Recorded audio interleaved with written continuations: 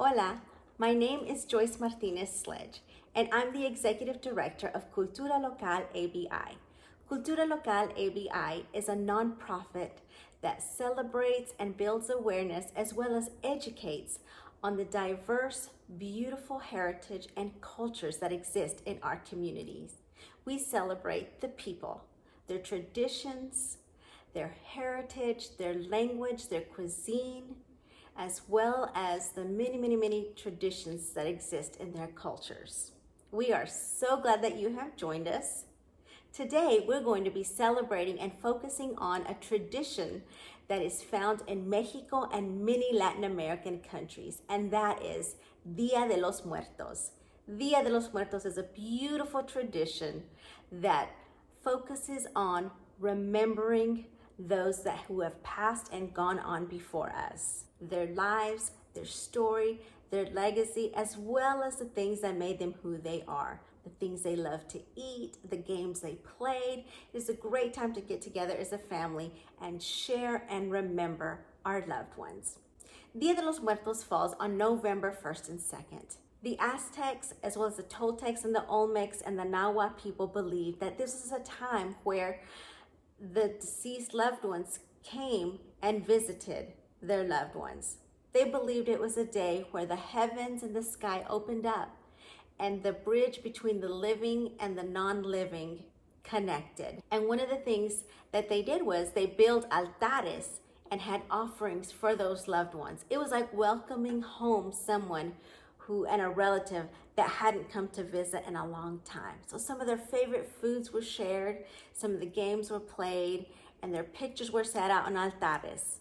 And one of the things that was very common to put on the altares was the cempasúchil flower, the marigold flower. Now, cempasúchil comes from the Nahua word meaning 20 petals, 20 petales. Now, it didn't necessarily mean 20 petals.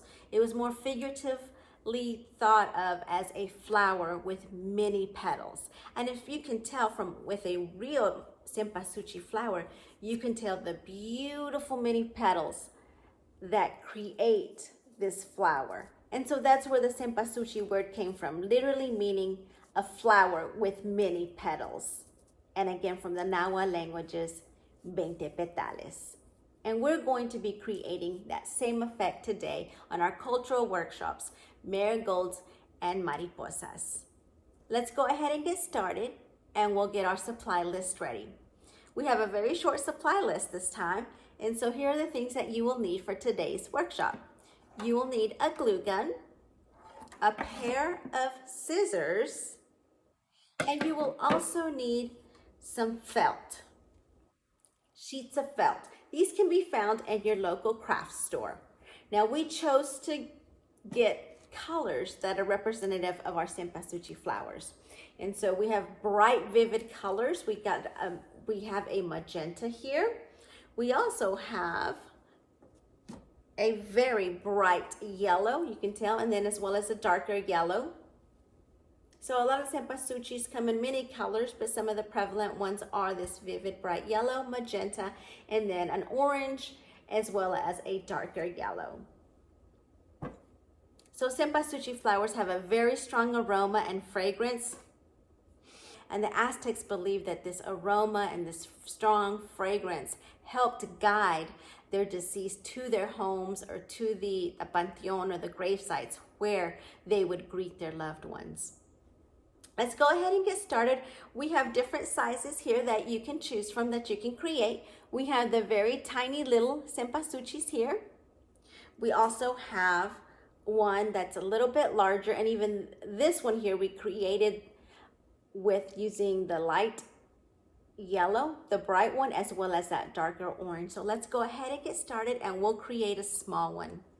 In order to create your small one, you will have to use a regular felt sheet. This is your traditional 8.5 by 11.